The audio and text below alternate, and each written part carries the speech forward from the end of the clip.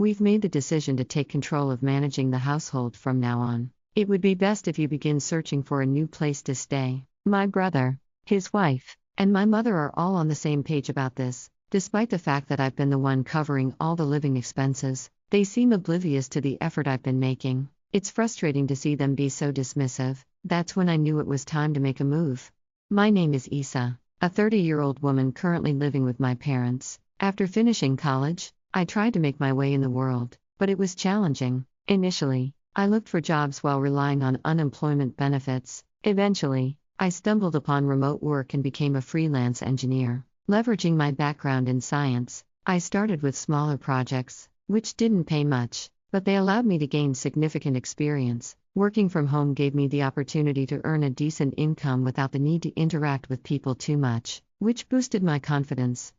Over time, I took on bigger projects, and my earnings steadily increased. Within a year, I was making as much as someone employed by a regular company. The challenge, however, was my parents, particularly my traditional-minded mother, who found it hard to grasp the concept of working from home. No matter how many times I explained it, my father seemed to get it, but my mother was wary of things she didn't understand. Despite my many assurances that I was fully dedicated to my career, she would often remark, "How much longer are you planning to stay home? I thought it was only temporary for your mental well-being, but it's been over 2 years now. You should try to get a job outside." No matter how earnestly I explained my situation, she remained unconvinced.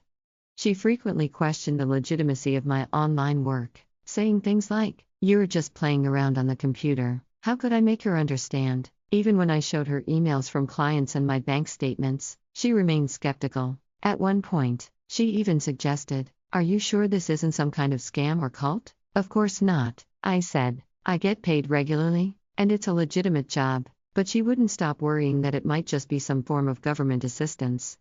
Though I considered moving out, my savings weren't substantial enough yet. Around that time, my father's health took a turn, and he needed caregiving. He retired early, which led to a sudden drop in our household income. When I expressed concern, he tried to reassure me, saying, "Isa, I have my pension, we'll be okay." But knowing my mother's spending habits, I asked, "Can you really manage?" Despite my doubts, we had to make do with what we had. My father seemed weary, perhaps stressed about the future. He had supported me financially through college, and when I came back home to deal with my health issues, would it be right to leave him alone now?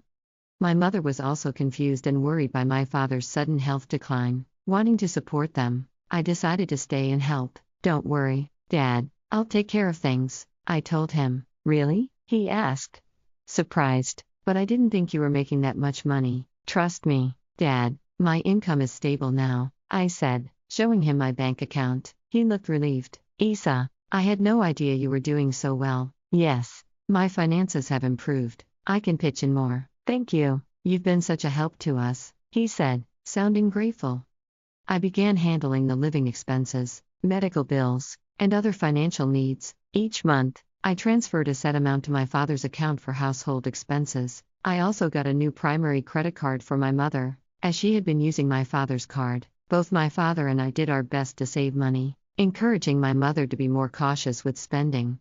However, my mother, still doubtful of my support, suggested that I should move out. My father, acknowledging how much I contributed financially, convinced her that life would be much harder without my help. She grudgingly agreed to let me stay. I continued working while managing household duties, but my mother began to take my efforts for granted and grew stricter. "Why can't you get the chores done faster?" she'd ask. "Sorry, I'm balancing work and house duties," I'd reply. "Is it really that difficult?" she'd press, not understanding my workload. This led to a growing rift between us, even as my father continued to appreciate what I was doing.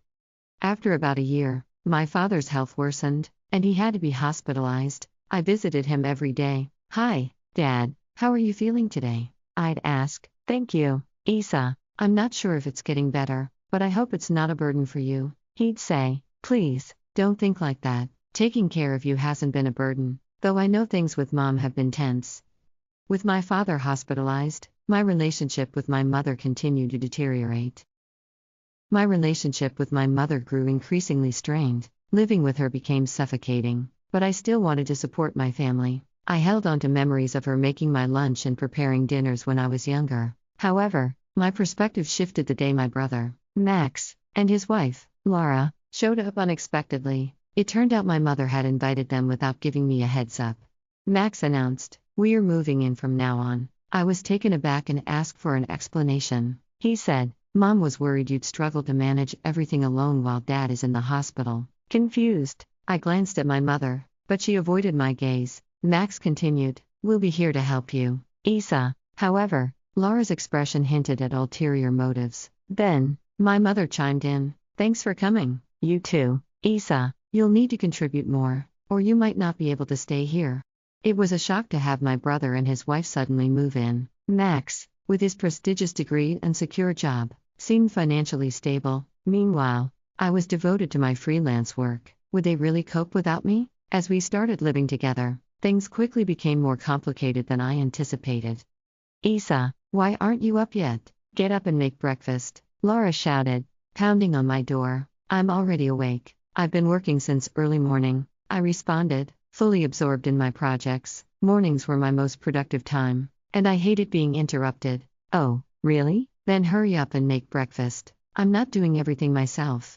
Our mornings had always been flexible. Each of us would eat when we wanted. With both my mother and Laura around, I assumed she'd handle breakfast preparations, but she insisted, "We are all living together now, so let's share responsibilities, right?" Begrudgingly, I helped prepare breakfast, though it didn't seem enough for them. "This is all you made? It's not sufficient," she complained. I had prepared scrambled eggs, a simple salad, buttered toast, and sausages, a decent breakfast. "In my opinion, what's missing?" I asked. "If you don't like it, you don't have to eat."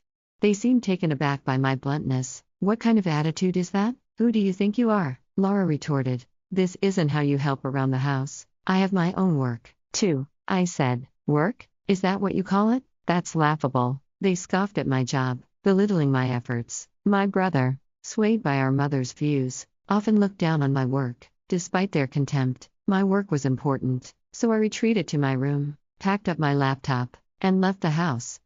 "Where do you think you're going?" my brother shouted after me. I ignored him and headed straight to the hospital to see my father. He looked surprised when I arrived. "Isa, what's wrong? You look upset." I explained the situation, and he seemed shocked. "I didn't realize things were so bad." "I'm sorry, Isa. Don't worry, you need to live your life on your terms." I felt lost, knowing my mother was more comfortable with Max in the house. My father reassured me, "You don't have to stay where you're not appreciated. I just want you to be happy, live the way you choose."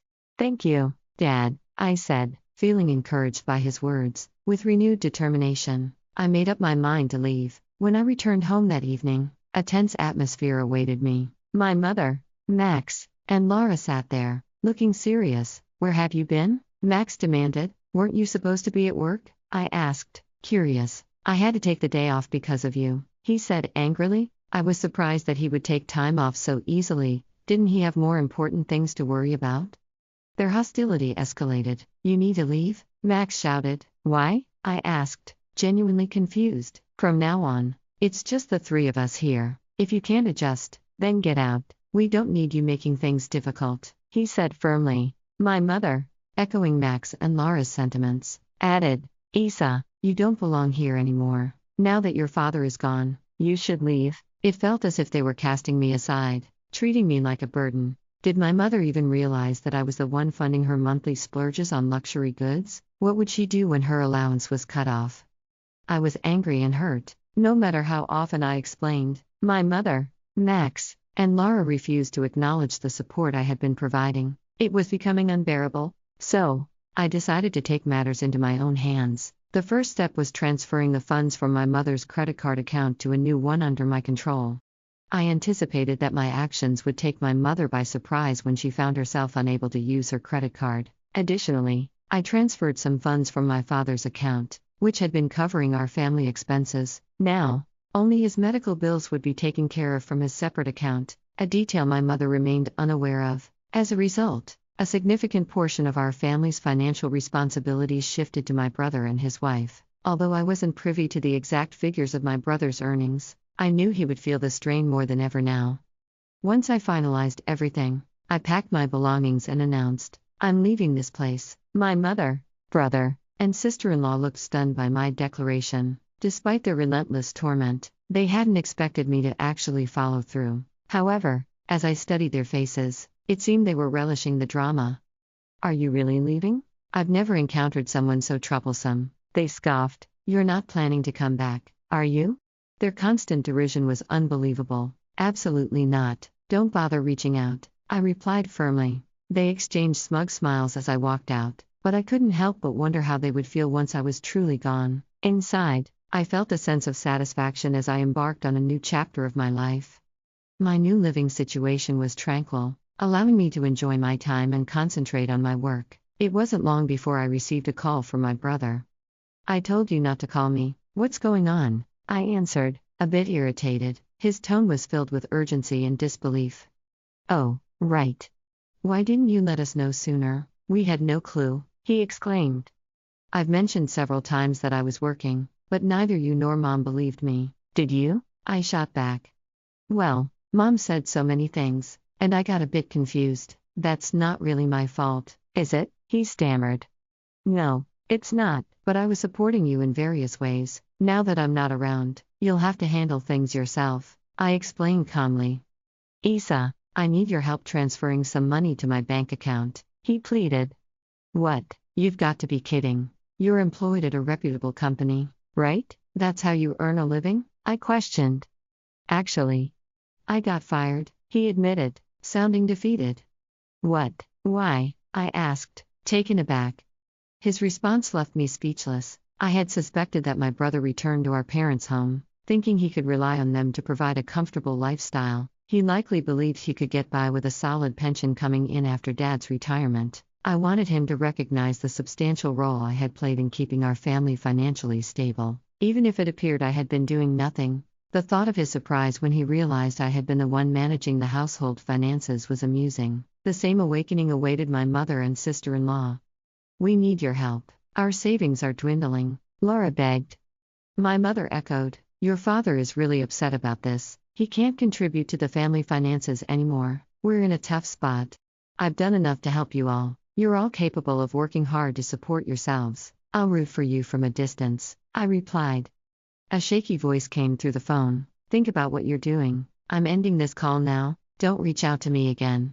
"But Isa, hold on," my brother tried to argue, but I hung up. I distanced myself from my brother, his wife, and my mother. My father, feeling unable to return to life with my mother, sought legal counsel and moved to a different place. Fortunately, I was able to visit him every day. Later, a friend updated me on my brother's situation. He had moved into a small apartment and was living frugally. My mother, who was used to being a homemaker, struggled to adapt to her new job. My brother, with his college degree and confidence, found it difficult to deal with the younger staff's opinions at his part-time job, resulting in short-lived employment.